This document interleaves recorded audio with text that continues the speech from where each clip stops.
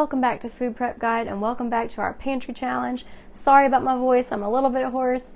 Today's meal is going to be a pork chop main dish with several side dishes. This meal was kind of born out of necessity when I saw what I had. What I mean by that is yesterday I was canning some northern beans and I had 2 jars that did not seal. I'm not sure why, but sometimes that just happens. If you're new to canning, not all is lost if you don't get a good seal. It just means you need to put them in your refrigerator and use them within a few days just like you would fresh food. So this is a side dish, and then I was digging through my pantry and I found this all the way in the back. It is 1 cup of my homemade rice-a-roni mix, and I thought, okay, another side dish. Now normally I'm not going to serve a bean-based side dish with a rice-based side dish because it's just a whole lot of starch going on. And I have done it before, but I don't want to do it unless I'm also serving a very nutrient-dense vegetable-based side dish. So I also found a jar of shredded, dehydrated Brussels sprouts in my pantry.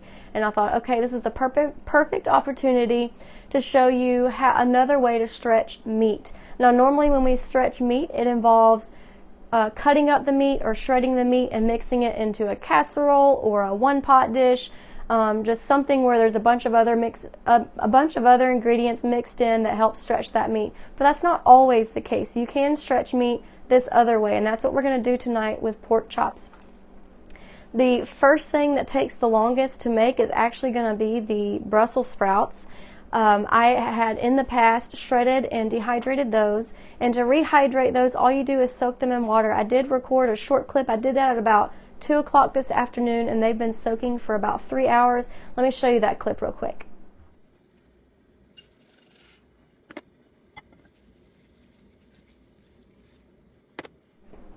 So as you can see, it's just as easy as making sure your vegetable is fully submerged with water. And if you are using hot water, you can use boiling water and it will rehydrate in 20 to 30 minutes.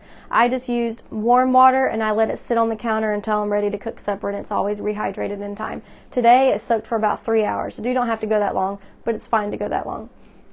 So the first step I'm going to do with these Brussels sprouts, we cook them the same way every time because we love it. And if it ain't broke, don't fix it, right? So we always cook it this way, which is I'm going to get some butter. I'm going to get some butter sauteed in the skillet, and then we are going to caramelize some thin sliced onions. And that's going to be the base of our Brussels sprout dish. Okay. While that butter's melting, I'm going to chop up my onions real quick. Whenever I am trying to do caramelized onions, I like to do long, thin slices instead of dices. For some reason, I just think it tastes better. I don't know. Probably doesn't, but that's how we always do it, and always tastes great. It takes a while to caramelize onions. Everything else in this meal tonight is going to come together in about 10 to 15 minutes. But we're going to go ahead and drop our onions in there.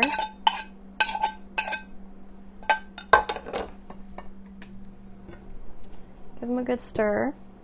And I'm just going to let these caramelize and cook in the background while we're talking about everything else.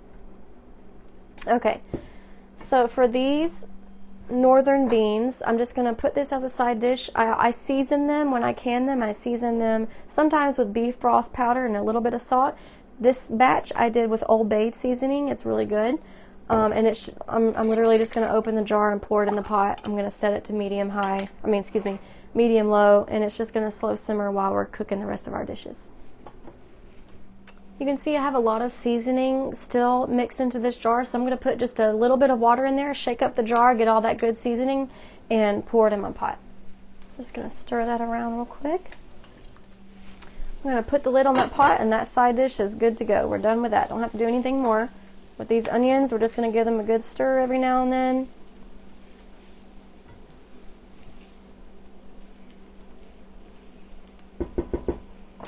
Next, let's cook up our homemade rice-a-roni. When I saw this in the back of my pantry, I thought this would be wonderful for the pantry challenge video because this is truly a pantry side dish. What we do is we make up a big box of rice-a-roni mix where it's just equal parts rice and broken up thin spaghetti, just broken up in about 1-inch pieces. And then we have that stored in a big Tupperware. And then we have several seasoning mixes that we also make, and that way we can rotate through different flavors so we're not eating the same flavor all the time. This is the traditional chicken rice-a-roni that you get at the store, and it's made mostly with chicken bouillon. As far as recipe goes, I'll type up the recipe for the homemade rice-a-roni mix and link that in the description box below. To make this, we're just going to melt 1 tablespoon of butter. We're going to let that melt, and then we'll add our rice-a-roni mix in just a minute.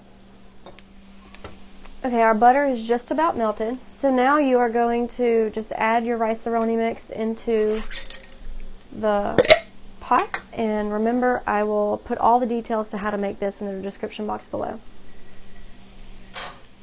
We're not going to add any water just yet. One of the things that makes rice-a-roni taste so good is browning the noodles and rice just a tad in butter before you add in the water. We are just going to let those noodles and rice brown just a little bit, and in the meantime I'm going to take my Brussels sprouts. Here they are. I think I forgot to show them to you earlier. These are the dehydrated Brussels sprouts that have been soaking in water all day. You can see they're still in water. I haven't drained them yet.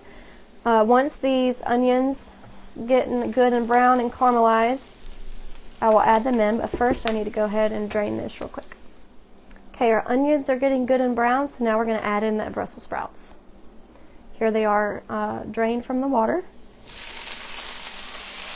You can hear that the heat is pretty high, and that's what we want because we want to get a nice golden kind of crisp on the outside of the Brussels sprouts. So we're going to let this cook in the butter and onions for a few minutes, still on that medium-high heat, and then we'll turn it down, or then we'll season it, then we'll turn it down and put the lid on and cook with the lid on for the remainder of the time. You'll notice that I haven't put on the pork chops yet, and that's because we're going to be cooking those in the air fryer, and they only take 10 minutes. Oh, these smell so good. Okay, our rice-a-roni is good and getting golden brown. So now it's time to add our water. To 1 cup of rice-a-roni mixture, you're going to add 2 cups of water. Going to whisk that in good. Now I'm going to watch and let that water come back up to come to a boil. And when it does, we will lower it to a simmer and put the lid on and set the timer for 15 minutes, and then it will be done. Okay, I'm kind of forgetting what I already said, but the whole reason that we're doing 3 side dishes is because that's another way that we can stretch meat. I probably have an unpopular opinion when it comes to meat and how big a portion size has to be. I tend to think we are used to extra large portion sizes when it's not really necessary. But one way that you can stretch meat is just serving a small portion of a chunk of meat like a pork chop with 3 side dishes to help fill in those gaps and keep everybody full. Okay, I'm not getting the browning action on the Brussels sprouts that I'm looking for, so I'm going to add just a little bit more butter, about 1.5 tablespoons. I'm going to turn it up high just a little bit so we can hurry up and get some of that browning on it. Our rice-a-roni back there is almost boiling.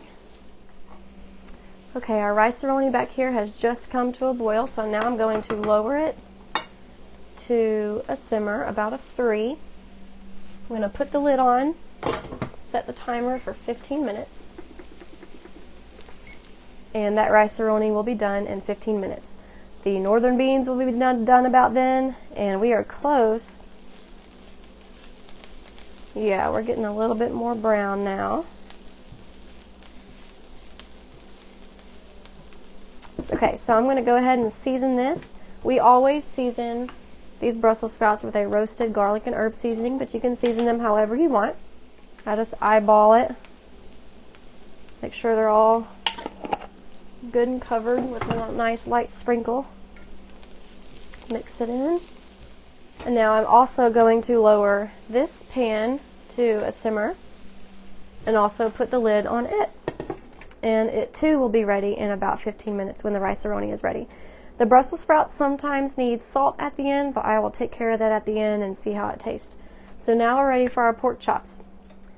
Okay, so now it's time to cook our pork chops. I normally like to slice them in half to create thin slices to make that meat stretch even further. But I just realized that these are bone-in. I thought they were boneless. These were gifted to us by our wonderful neighbors when they harvested their pigs last summer. And they've been in our freezer ever since, and that was another reason why this meal was for tonight, because I realized I need to get those cooked up. So normally I like to I leave one thick for my husband, and then I slice them in half thin for me and the children. But since these are bone-in, that's going to make that difficult, so I'm just going to cook them as is, and I will cut them just in half whenever I get ready to serve it to the kids. Before I get going on that, let me give everything a good stir just to make sure we don't burn anything. I forgot to mention, I am not going to stir the rice-a-roni because if you're accustomed to cooking rice, you know that it's really best to leave the lid on and let it cook for the full 15 minutes without lifting that lid at all. It's just something about letting out that steam, and that heat really kind of messes the rice up and it won't be quite as fluffy. So I am not going to be mixing the rice-a-roni. I just wanted to make sure these weren't burning, and they're not. They're looking good. They're darkening, as you can see, getting nice and golden color, brownish color. That's those caramelized onions and those Brussels sprouts browning up in the butter. Seems to be at a good temperature, so we're good to go there. Okay, to make these pork chops in the air fryer, I'm just going to season them with Old Bay seasoning. I'm just going to pour it out on this plate here. A pretty generous amount because I don't want to have to touch this carton again after I've touched the raw meat. Let's go ahead and put this out. With this air fryer, I don't have to preheat first, but if you need to preheat yours, you want to go ahead and do that. I'm just going to place the pork chop in, the seasoning, rub it on real good, both sides, rub off a little bit so it's not completely covered in it, or not caked in it, I guess I should say. We do want it covered in the seasoning. And then place that down. Okay, I'm going to take these dirty plates to the sink and wash my hands real quick. Okay, in my air fryer, we are going to cook these at 360 degrees for 15 minutes. This air fryer has, you would normally need to flip pork chops halfway during the time. So you would do like maybe 8 minutes, flip them, and then 7 more minutes. This air fryer has a burner on top and a burner on bottom, so we don't have to flip. It's just 360 degrees for 15 minutes. I'm going to press start. And that's good to go. Let me mix my beans and Brussels sprouts and make sure they're not burning. Everything's looking really good. Not burning at all. Okay, now it's just a matter of waiting until these pork chops are done, and I've got 7 minutes left on all the side dishes, so I'll be back in just a minute. Okay, our timer has gone off for all of our side dishes. So I mixed up my Brussels sprouts. When I paused that video and was waiting for the air fryer to cook, I tasted the Brussels sprouts and they needed just a pinch of salt, so I ended up adding about half a teaspoon of salt to that. I also tasted my Great Northern beans. They also needed a pinch of salt and pepper. I did probably about a quarter teaspoon of each into those, and now they both taste fantastic. Y'all, I was absolutely ecstatic when I discovered how well Brussels sprouts dehydrate and how well they cook after being rehydrated. I mean, they taste just like fresh, and it's just so nice to have a very nutrient-dense side dish that I can pair with something that's not quite as nutrient-dense like rice or beans, but I can store it on my shelf and not have to worry about using it before it goes bad in the fridge, because Brussels sprouts in my fridge, they usually only last about 2 to 3 weeks before they start getting slimy. But now I can prep up Brussels sprouts and store them on my shelf and pull them out anytime I need to add some nutrition to a meal.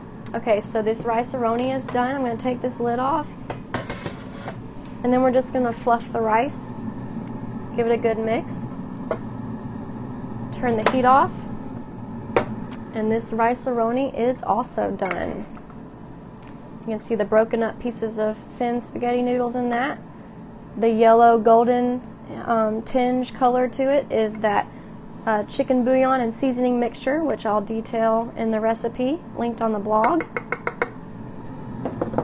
I've got all the heat turned off, and now we've got 7 minutes left on the pork chops, so I will wait till those are done, and then I'll plate up everything and show you how it looks. Okay, friends, here we are. The pork chop is done, and here we go. 3 completely shelf-stable side dishes, including the Brussels sprouts and then a pork chop from the freezer. Hope y'all enjoy.